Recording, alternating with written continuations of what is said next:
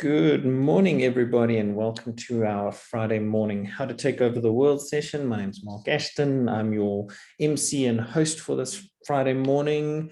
Just for those who have never joined the sessions before, as a bit of background, our team was put together under lockdown restrictions, and we ended up missing out on the opportunities of sharing knowledge and insights that we would normally get to share around the water cooler or the coffee station, or going to lunch with your colleagues, etc. And really this became a session and an opportunity to get to know your colleagues a little bit better, but also to learn and see what other people are working on and be able to kind of bounce ideas off one another. It's always been a very popular session that we've run, and we started at the end of last year. We took the decision to open it up to the general public, allow them to get a bit of a behind the scenes look in terms of what we're working on. The format is pretty straightforward. 2 team members each take a turn to share what they've learned in the week. They present it as a PowerPoint presentation, so we also get to work on our presentation and sales skills at the same time. And really we get to then see what other team members are working on and see whether we can kind of join the dots between our projects and those of our clients. Before we jump into the presentations, just a very quick update of things that we've been working on in this week. Some of the exciting stuff that has come out. We presented the DevTouch team to the leadership, to some of the transformation team within Outsurance, and they've managed to give us some connections to look at. Just a reminder, the DevTouch team are building technology that allows hearing impaired people to be able to engage with things like call centers and sales agents through either voice, audio, or sign language. It's some award-winning technology, and it's really exciting to be working on that project. Just an interesting thing that I learned this week: the South African deaf community is 4 million in size. One of my questions has always been the size of that particular marketplace. 4 million in size, but they're actually looking to pioneer the opportunity to build a full BPO or call center operation in South Africa, utilizing and being able to tackle the global marketplace, where people will be able to engage with call center operators using this DevTouch technology anywhere in the world. So that's quite an exciting project to work on. I know Ntokozo has been very busy setting up media opportunities for a couple of the clients and new clients that are coming on board. We got the go-ahead to run that South 32 project in Richards Bay, which is 240 youth, and they're doing everything from community healthcare work all the way through to drone pilots. There's a beauty spa that's in play at the moment there. There's a digital training center that's going live. So that's very exciting. We're doing that in conjunction with the team from the Youth Employment Service. We've heard that there are going to be not 2 Blossom franchises coming on board, but a 3rd Blossom franchise is also coming on board. That's the sanitary pad micro franchises. So all in all, it's been a very exciting week, a lot out in the market at the moment. And we're looking forward to kind of developing some of these projects and giving updates along the way. With that, it is the end of the month. We kind of use this period to do a bit of reflection on what we've worked on. And with that, I'm going to hand over to Amber to talk a little bit about one of the campaigns she's worked on and some of the learning she had out of it. Amber, over to you. All right, sharing my screen. Coming up now. Yeah, you're good.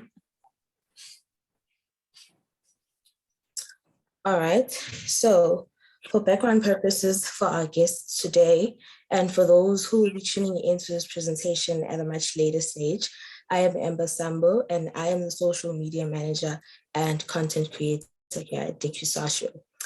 And so part and parcel of my role is putting together marketing campaigns for our clients, such as the one I'm presenting about today.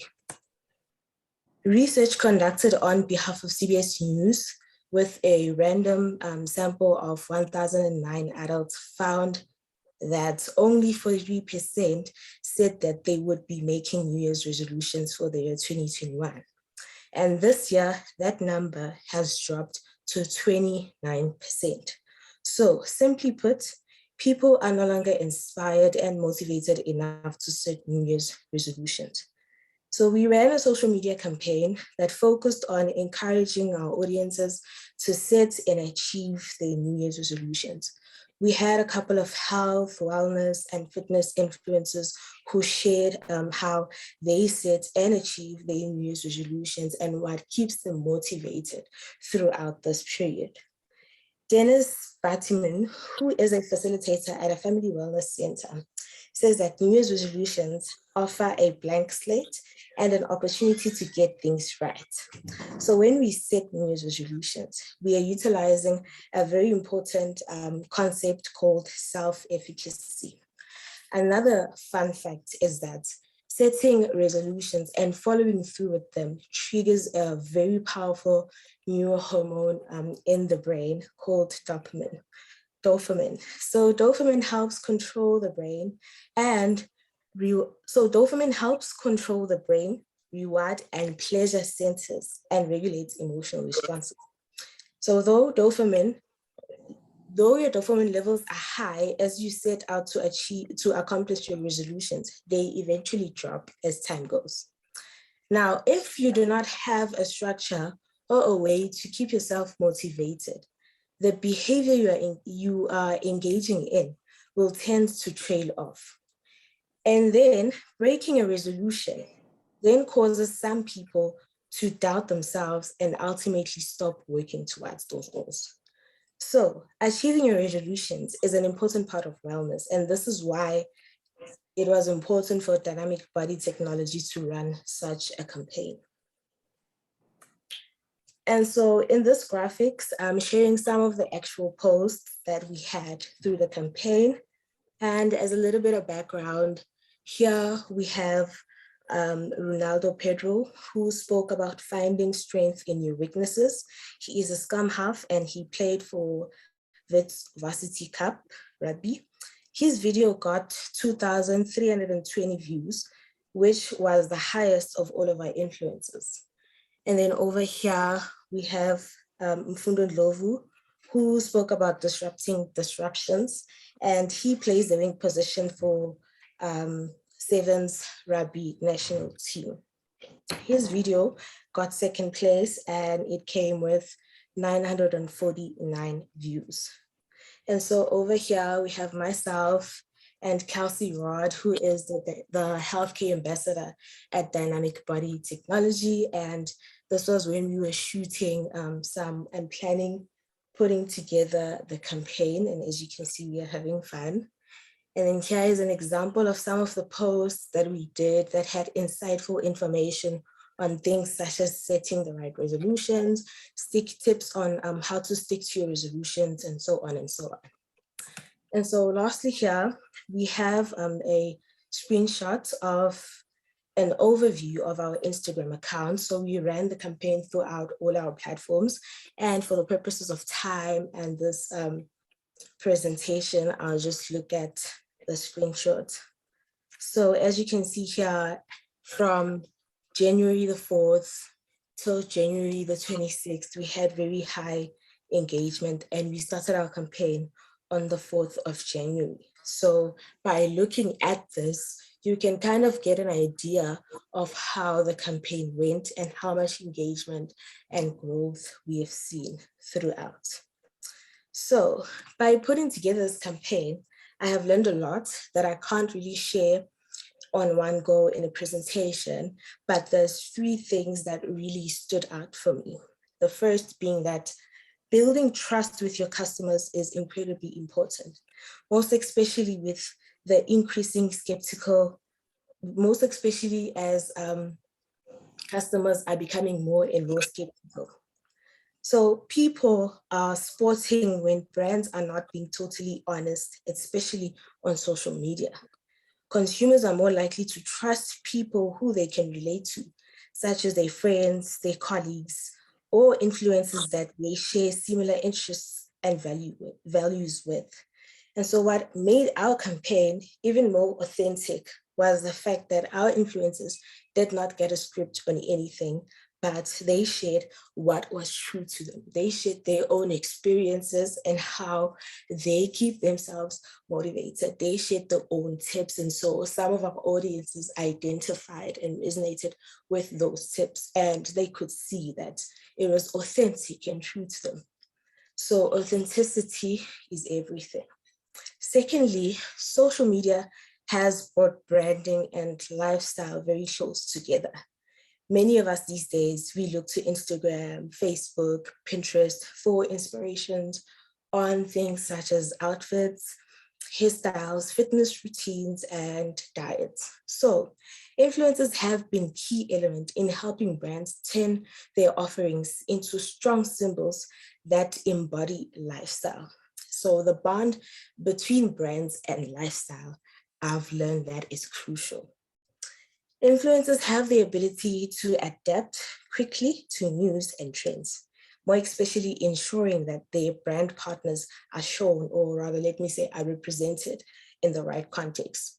So good influencers are by their nature experts in communicating to their specific audience with the right format and tone and medium, right? So moving forward, they will continue to be the most cost-effective sales channel for brands because they are multi-skilled experts at capturing and editing content. And they also have the ability to generate content without large-scale production costs, which remains important for brands, especially that are cutting budget post-COVID. So influencers are the most agile sales channel right now. Now, I've learned a lot, and these are the three things that popped up, that stood out to me the most.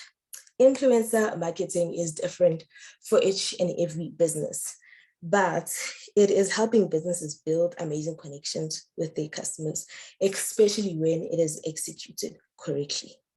So the purpose of this presentation was not for me to share how influencer marketing worked for dynamic body technology, but it was more of me sharing my personal experience and what I've learned from putting together this campaign as a young PR and marketing professional. So I hope that our guests and our viewers will take some of these lessons into considerations as they go out and put together their own influencer campaigns. So thank you so much, team.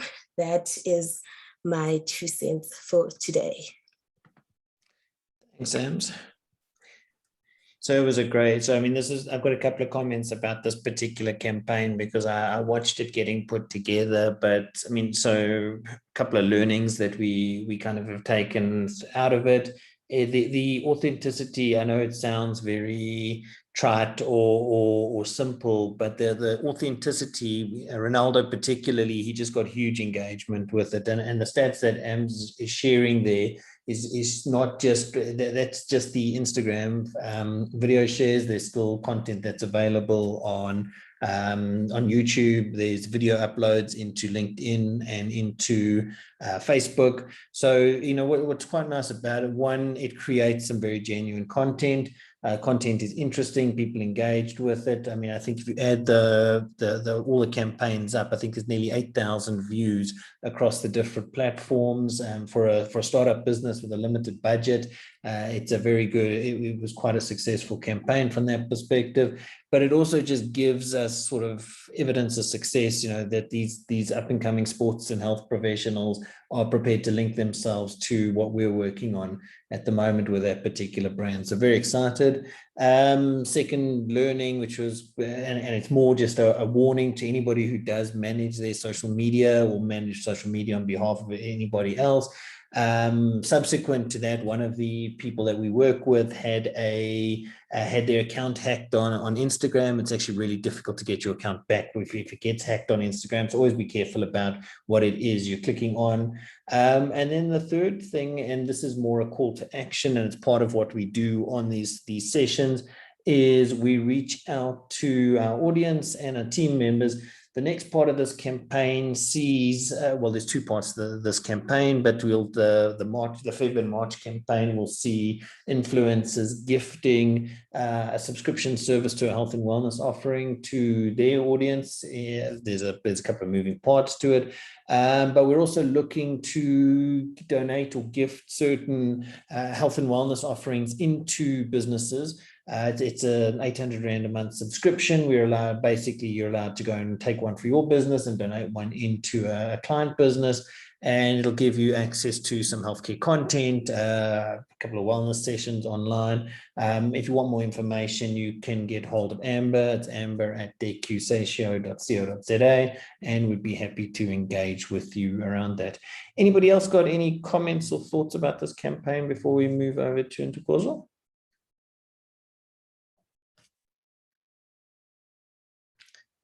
Take that as a no. So clearly you got there, you shot that lights out on that. Nicely done, Ams.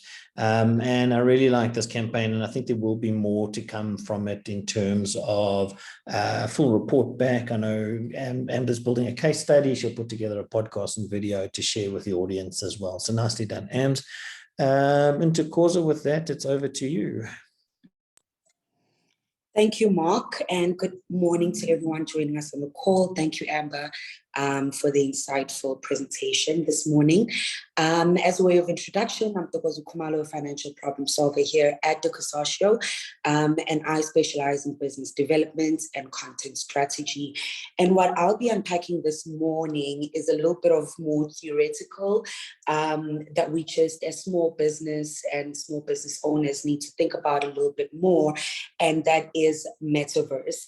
And on the agenda, we'll be exploring just what the Metaverse is, take a look at what the global picture looks like in comparison to how we are embracing the trend in Africa. And we'll also take a look at some of the opportunities and the risks that the Metaverse presents and how SMEs and startups can prepare their business for the future. Now, most of us are at least vaguely aware of the Metaverse, largely because of Mark Zuckerberg announcing plans last year for Facebook to transform from a social media company to Metaverse. But first, what is the Metaverse? Well, the Wall Street Journal described it as, and I paraphrase, a concept that is rooted in science fiction novels such as Snow Crash and Ready Player One, encompassing an extensive world transcending individual tech platforms where people exist in immersive, shared virtual spaces. Now, in simple terms, that means through avatars, we will soon be able to try on items available in store or attend concerts with our friends all online.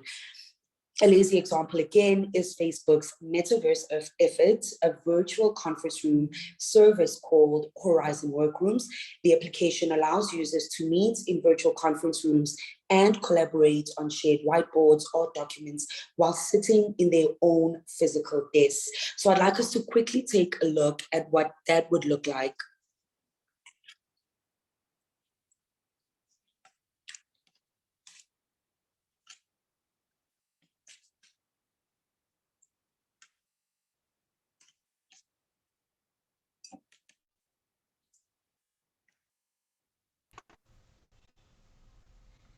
Also, just give me 2 seconds. I see that my internet connection is unstable. I'm just changing So connections we can come back to that video. So I'll just continue and we'll look back at that video. But there are other notable businesses. Basically, the Horizon Workrooms allows for people, developed from COVID, allows people to meet in virtual rooms, hold meetings, share ideas, all in the comfort or wherever that person is. And there are other noticeable businesses making moves in the space, including Microsoft Mesh, Ali Metaverse of Alibaba, and Epic Games Metaverse, to name a few. And startups that have seen some success in the space include London's software startup Synthesia, that recently launched an AI video avatar platform that can create professional videos from a text, in different languages. And just a sidebar, it's also recently received over $50 million in venture capital. And I think this speaks to SMEs needing to be at the forefront of innovation and really lead the pack in what the world or the future is going to look like for us. Now, according to a report by Bloomberg Intelligence, this digital environment has excellent economic prospects and is expected to reach $800 billion by 2025. That's in 3 years' time, with numbers multiplying to $2.5 trillion by 2030. And here in South Africa, the Metaverse, or NTF, or that's non-fungible tokens market, is expected to gain popularity as more local companies dabble with technologies to deliver growth. But what opportunities does Meta bring for small business owners and their clients, and how can we better embrace the evolving world? And we'll make sure to share this presentation so you can see some of those points. Now, the virtual reality marketplace, Africa Rare, is cited as Africa's first metaverse, housing a digital piece of land with roots in Africa. Now, it's developed by Johannesburg innovation company Man-Made. The 3D virtual reality, or VR, houses a metaverse marketplace that showcases some of the best of African art and creativity. It also provides a platform for African artists to showcase their collections in a more innovative and digital way that reaches the global markets. Now, Africa Rare recently debuted its non-fungible token, or NTF, which is a collection from South African artist Norman Catherine, with the experience residing in Ubuntu land in virtual Africa.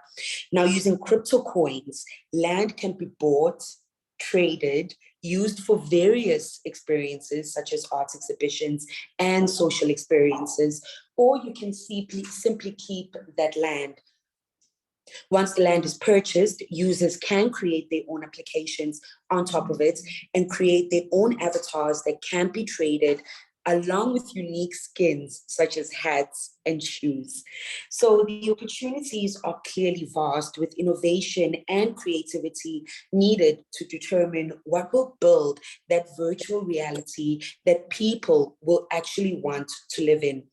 Now, according to industry leaders, the kind of business opportunities that Metaverse is already starting to breed include gaming.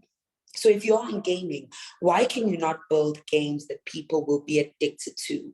Entertainment, could you offer a more realistic experience of an entertainment experience? And could you be able to connect people from different parts of the world and bring them together?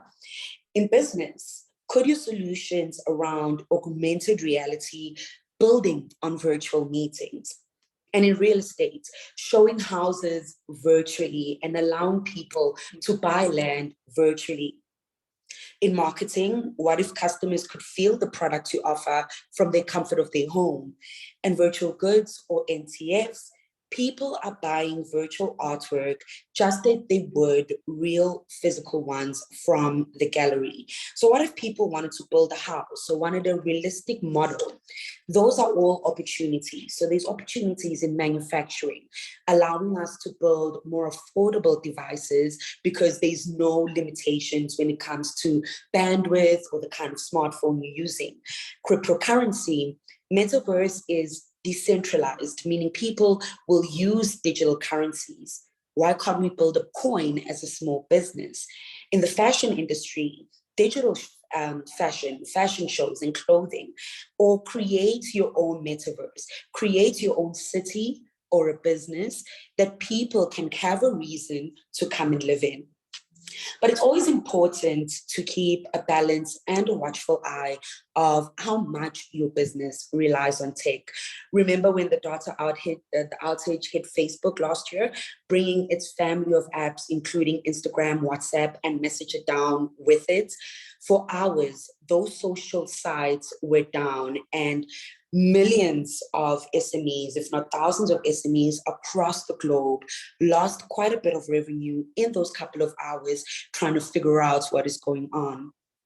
Another consideration to make is keeping in mind the legislation that often lags behind innovation, making things like protecting intellectual property in the metaverse a significant challenge.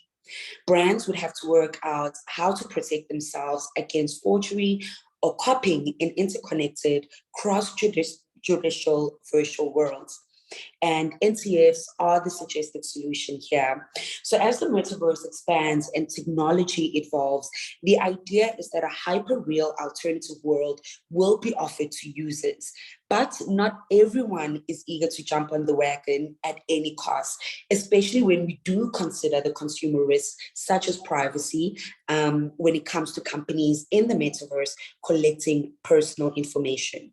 So other risks to keep in mind are, of course, the digital risk that could be increased, unwanted contact could become more intrusive, finding better ways to incentivize better behaviors and reward positive interactions online could obviously be something that as a business you would need to spend considerable time on.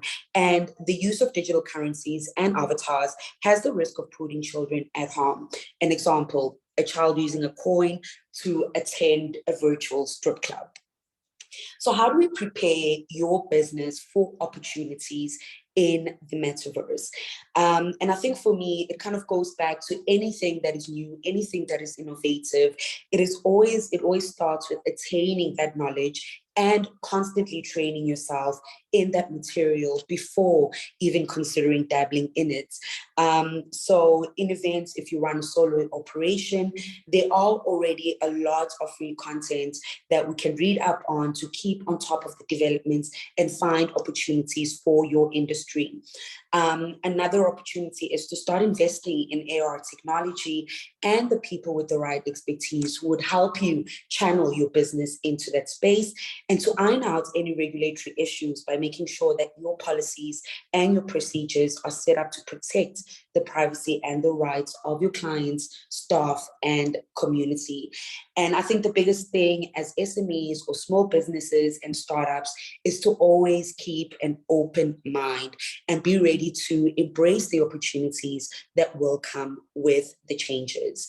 And I think just closing it up from my side, having survived the last 2 years of the COVID-19 pandemic, been cooped up in the house and isolated from the world, the transition for us to the metaverse should seem natural, and it should seem like the next natural step. And the advancement of ultra-fast broadband speed and technology supporting immersive experiences, we can expect those changes to slowly creep up on us this year. And Zuckerberg estimates it will only take 5 to 10 years for us to start living in a metaverse world. And I leave it with a quote from a metaverse pundit, which reads, "Metaverse will be the greatest opportunity for modern business since the internet's inception. It's the next step in digital platform evolution and the successor to today's mobile internet." So we can all do with that what we will. Thank you. Thanks, Ntokozo. It was cool. And I mean, I think that, so, I mean, it's actually one of the things that I've been following. I mean, I'm not necessarily big on the tech side of it, but I do think there's an investment opportunity. And I actually just posted in the chat, there's a company called Matterport, which is kind of one of the big players that people, or many people believe Matterport is going to be one of the next big things in global investor in the world of the metaverse. In terms of their technology, and there's actually a report written about the size, the estimated market size, and I'm always a little bit skeptical about these things, but they reckon that the global market for the metaverse is probably $8 trillion over the next 10 years, so it's a big market. And one of the companies that they think is well positioned is this Matterport. Fun fact, if you want, you can actually buy it through Easy Equities. And it's one of the companies that I think quite a few people are talking about at the moment. So that was quite cool. Any questions or comments from the rest of the team?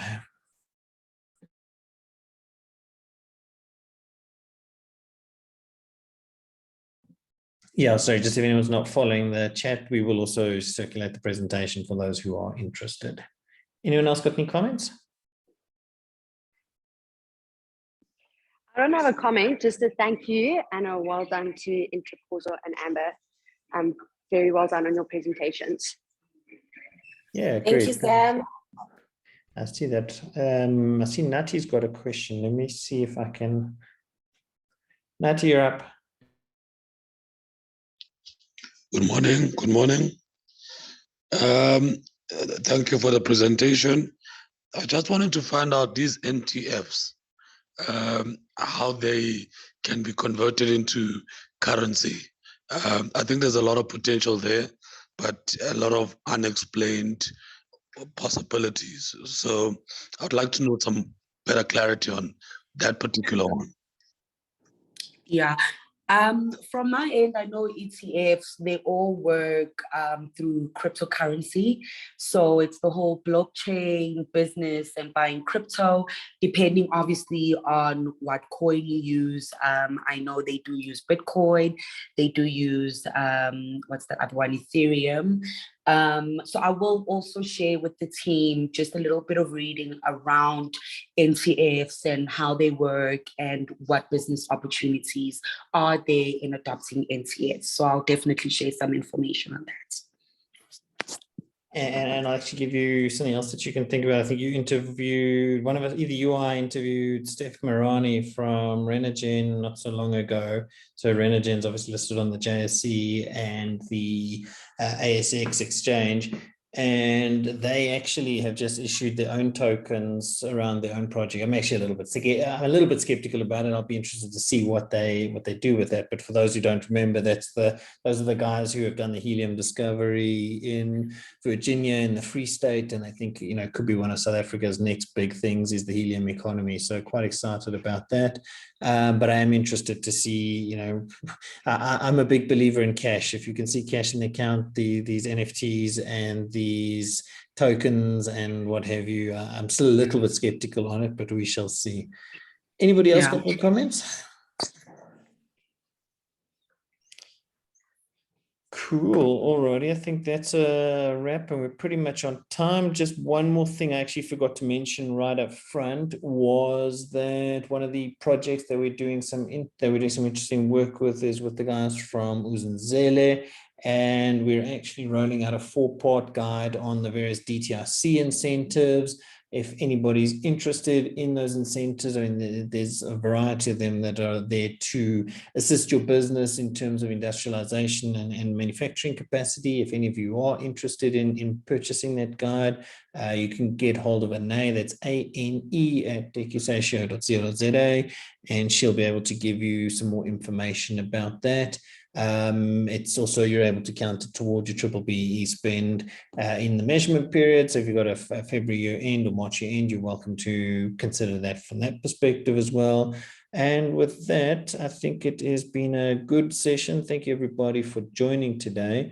And we look forward to same time, same place next week. Thank you, everybody.